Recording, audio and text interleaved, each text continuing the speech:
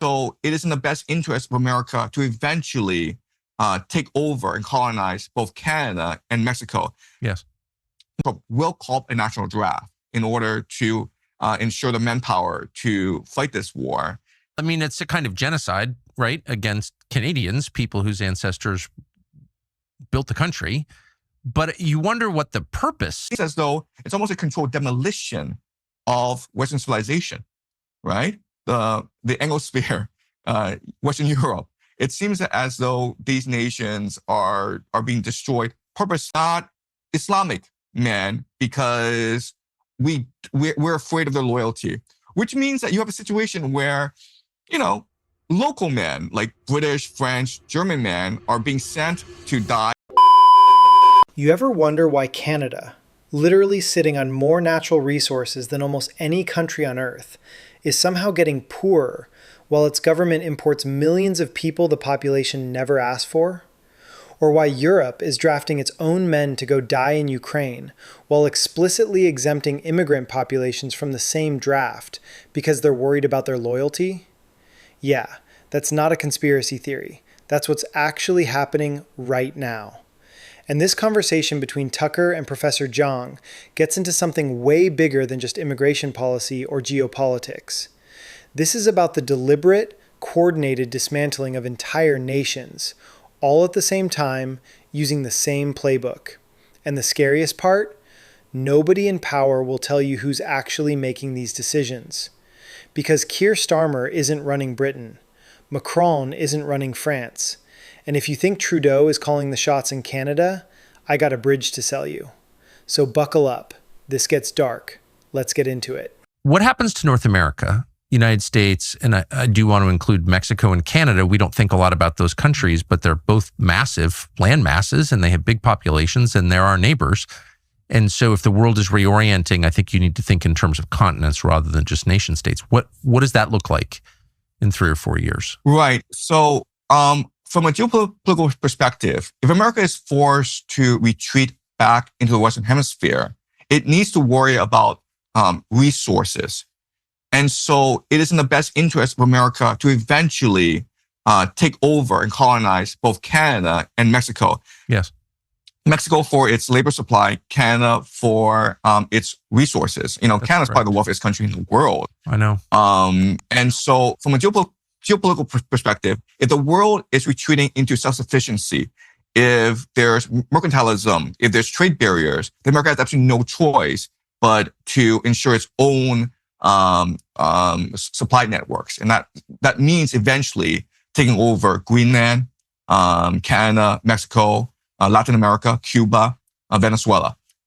So America doesn't really have much choice in this matter. At the same time, what we're seeing is that this war, as well as other events, are causing political fissures in America, especially between left and right. So witness what happened in Minneapolis in January, right?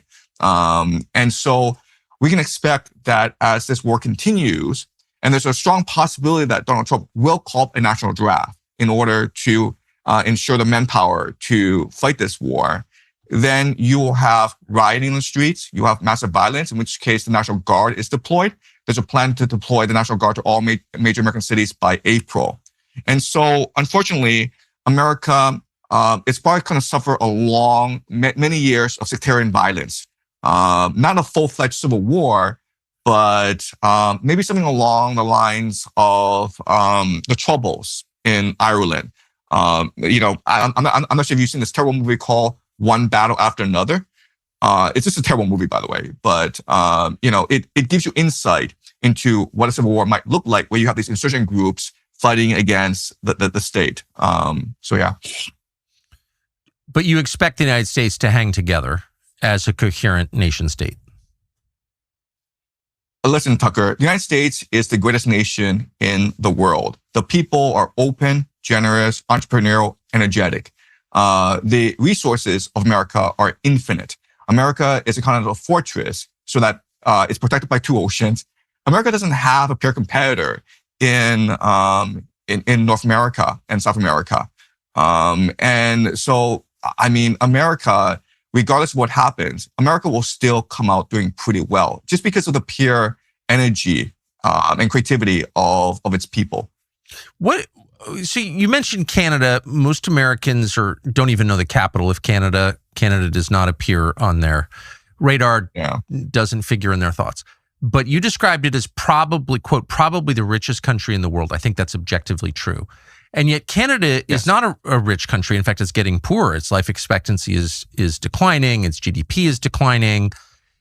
And that's on purpose. The nation of Canada has been suppressed on purpose. Its population is being killed off by the state through its assisted suicide program, and its population is changing through mass immigration against the will of the population. So that country is being held down on purpose. And my question is, by whom and why? Sure, that's a great question. And this is something that I struggle with all the time because I am a Canadian citizen. I went to school there. So my answer is that Canada was never really a nation state. It's more of a glorified resource colony for the British, the city of London.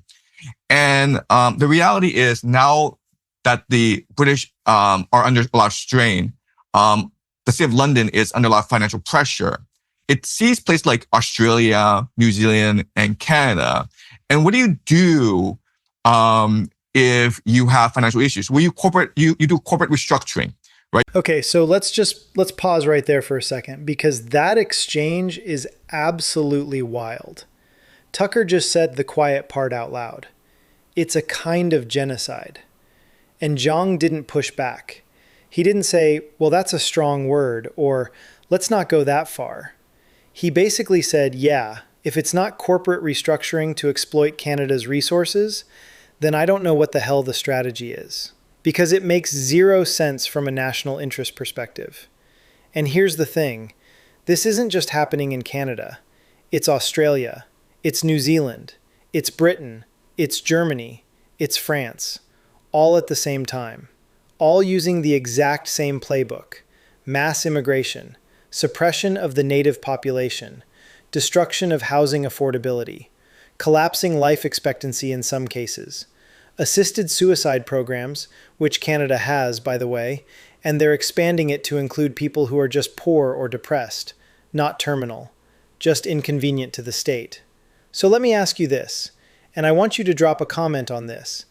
If this is happening across a dozen Western countries simultaneously, and none of these leaders will explain why, and all of them ignore their own voters when they scream to stop it, who's actually running this show? Because Jiang himself admits he doesn't know. Tucker admits he doesn't know.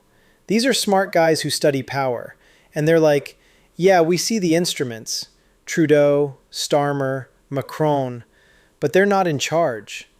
And I think that's the scariest part. It's not some grand conspiracy with a single mastermind. It's a system. It's a class. It's the people who own everything. The banks, the resources, the media, the political parties through donations. And they've decided that nation states with strong cultural identities and politically engaged populations are a threat to their ability to extract wealth. So they're doing corporate restructuring. That's what Jiang called it. You flood the country with people who are desperate, who will work for less, who won't organize, who won't vote for policies that hurt the donor class. You price out the native population. You make them too poor and demoralized to resist. And in 20 years, you've got a completely different country that's way easier to control. And before anyone jumps in the comments with, oh, you're anti-immigrant, no, this isn't about the immigrants. Most of them are escaping wars that we started. Most of them just want a better life for their kids. This is about the people at the top who are using mass migration as a weapon against working people in the West and working people in the global South. It's a tool of class warfare.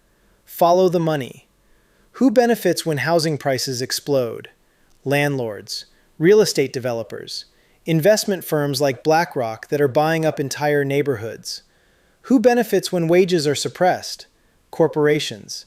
The Walmarts and Amazons of the world who can pay people poverty wages because there's always someone more desperate willing to take the job. And Jiang brings up something that I think is going to be huge in the next few years. He says there's going to be sectarian violence in America. Not a full civil war, but something like the Troubles in Ireland. Insurgent groups, National Guard deployed to major cities. And honestly, I think he's right. Because when people can't afford rent, can't afford healthcare, can't afford groceries, and they see their government prioritizing literally everyone except them, eventually that rage has to go somewhere. And the scary part is, the people in charge know this. They're planning for it. That's why they're militarizing the police. That's why they're expanding surveillance. They're not trying to fix the problem. They're preparing to crush the backlash. So yeah, let me know what you guys think. Who do you think is actually making these decisions? Drop it in the comments. Right? And historically, the British got along very well with the Indian elite, right? They went into India and stole trillions of dollars from the Indians, and the Indian elite were perfectly happy to help them, right? So why not use the same model for Australia, for Canada? So, there are millions of Indians who immigrated to Canada in the past 5 years, and it's put a lot of strain on the Canadian economy because housing prices are have exploded, and so ordinary Canadians can no longer afford to buy a house, and it's put tremendous pressure on the Canadian welfare system, on the Canadian economy. And you would think that the proper strategy would have a moratorium where they're like, you know what, we've had too many immigrants and we need to close the borders and absorb these immigrants because we want to ensure that these immigrants have proper housing, they have decent jobs, right? You would think that that'd be the right strategy. Yes. And instead, Mark Carney goes to India and says, we want more Indians. And also, we'll give you scholarships to come to Canada to study for free. Meanwhile, there are a lot of Canadians who are homeless, who are unemployed, and who cannot put food on the table. But hey, we want more Indians. So if it's not corporate restructuring, if it's not trying to asset strip Canada, I really don't understand the strategy for this. Well, I mean, it's a kind of genocide, right, against Canadians, people whose ancestors built the country. But you wonder what the purpose is. Like, this is because it is happening all over the West, all over the English-speaking world, in the white countries, and it's not an accident. It's not organic. So it's a big picture, that spans from Australia to Ottawa. And what is that? Do you know? Right. So let's look at Europe, because in 2014, this was a major turning point in Europe because you had these tens of millions of refugees trying to escape these wars in the Middle East, created by America's wars in the Middle East. And they were trying to reach Europe. And at this point, Europe had a choice. It could choose to close its borders and maintain its cultural identity, or it could open the floodgates. And Angela Merkel, the Chancellor of Germany, she said something really, really famous, and which stuck in my mind, which is, we can do this. We are Europeans. Somehow we can take in these millions of refugees and welcome them into our societies and thrive as a people. And the complete opposite has happened. You've got millions of these refugees who fled into Europe, not because of their choice, by the way, but because their nations were devastated, right? Libya, Syria, Afghanistan, Iraq were all devastated in these wars against terror in the Middle East. So they go, and these are proud Islamists. They love their religion, they love their family, they love their community. And so they're not going to absorb themselves and assimilate themselves into Europe. And today, you're looking at population replacement in a lot of cities. You go to certain places in Britain and you might think you're in Cairo or Baghdad.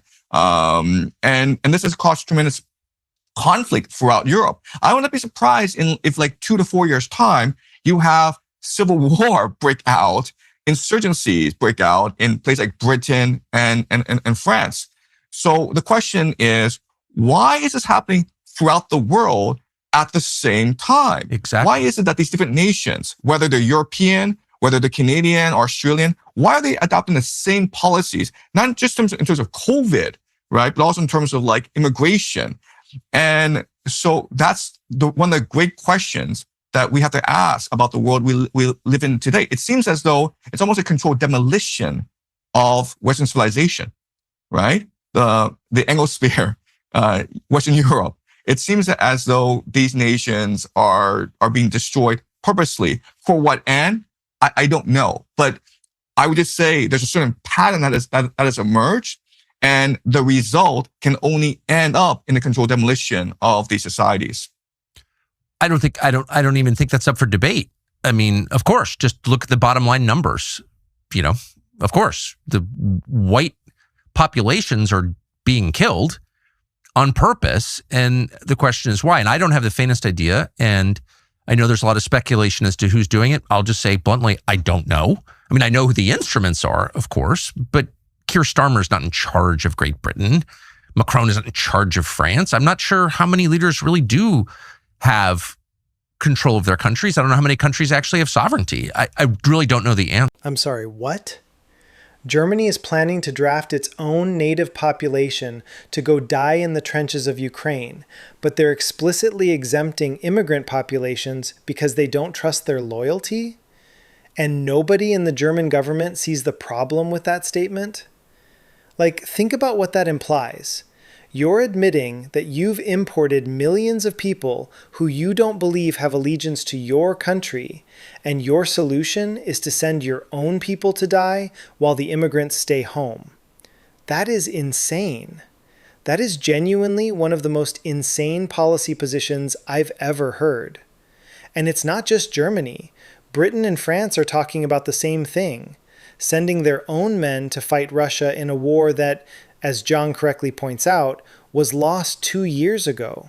Ukraine is finished. I know people don't want to hear that. I know it's not popular to say, but it's true. They've lost over 1 million men. Their population has fled. Even if they somehow won, whatever that means at this point, the country is demographically destroyed.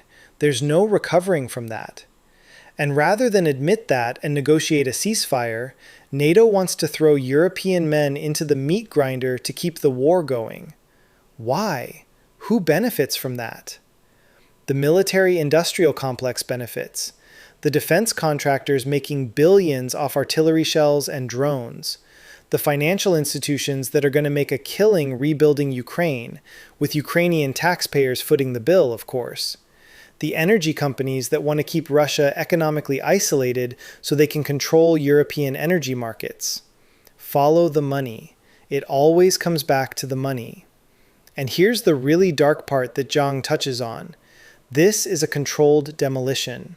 He uses that exact phrase, a controlled demolition of Western civilization. And I don't think that's hyperbole.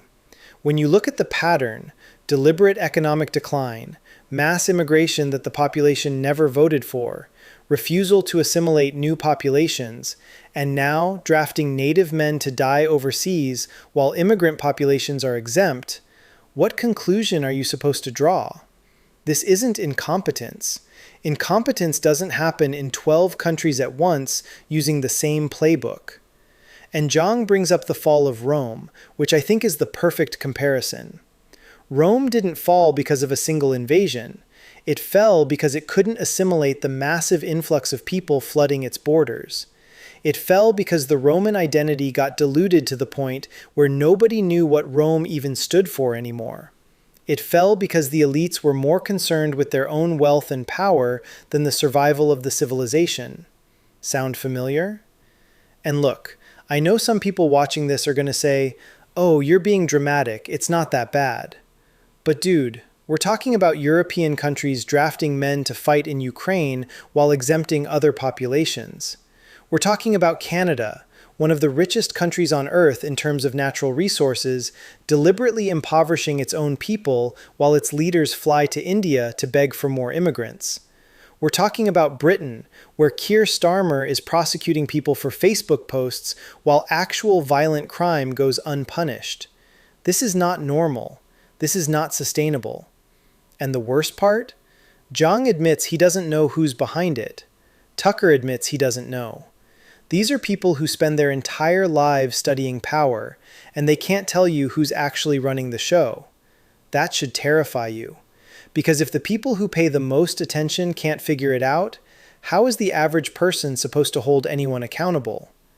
So here's my question for you guys, and I really want to hear your thoughts on this. Do you think this is coordinated? Do you think there's an actual plan here?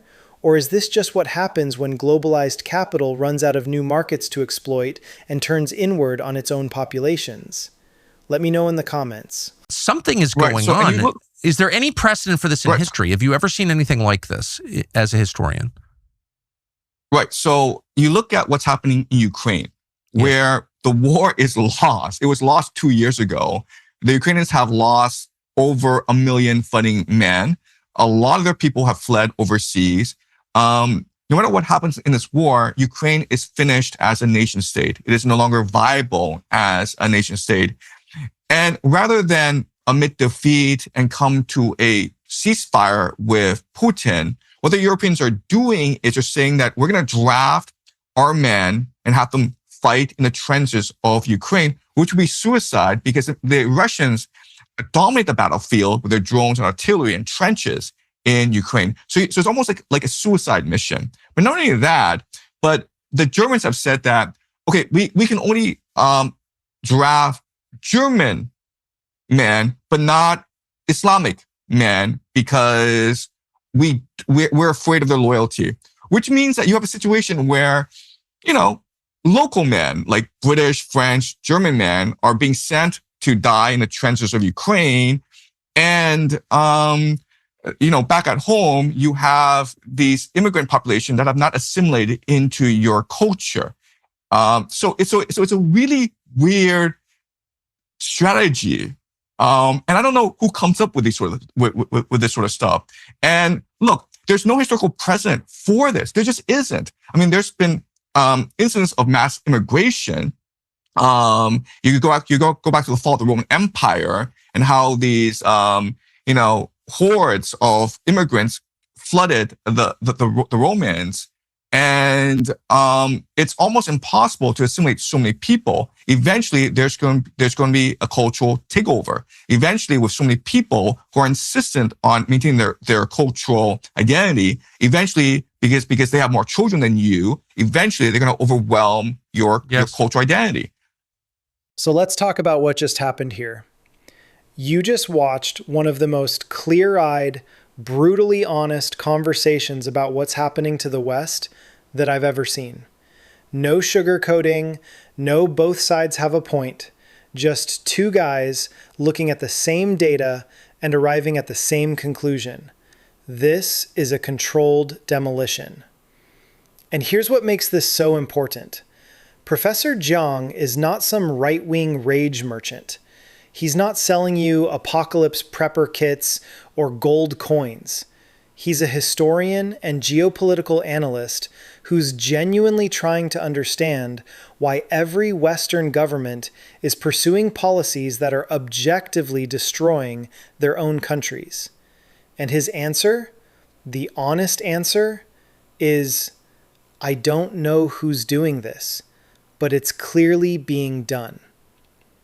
Tucker asked the most important question of the entire conversation. Is there any precedent for this in history? And Jiang's answer was, no, not like this, not this coordinated, not this deliberate. Even the fall of Rome happened over centuries and wasn't orchestrated by the Roman elites themselves. This is something new. This is something worse. And look, I'm not here to tell you I have all the answers. I don't. But I can tell you what I see. I see housing unaffordable in every major Western city. I see wages flat for 40 years while CEO pay goes up 1,000%. I see governments that ignore their own voters on immigration, on healthcare, on war, on everything that actually matters to working people. I see media owned by billionaires pushing the same narratives in 12 different countries at once. I see politicians on both sides of the aisle who are more loyal to their donors than their constituents. And I see a system that's working exactly as intended, for the people at the top. Because here's the thing. If you're a billionaire, if you're part of the global elite, nation states with strong identities and politically engaged populations are a problem. They can vote you out.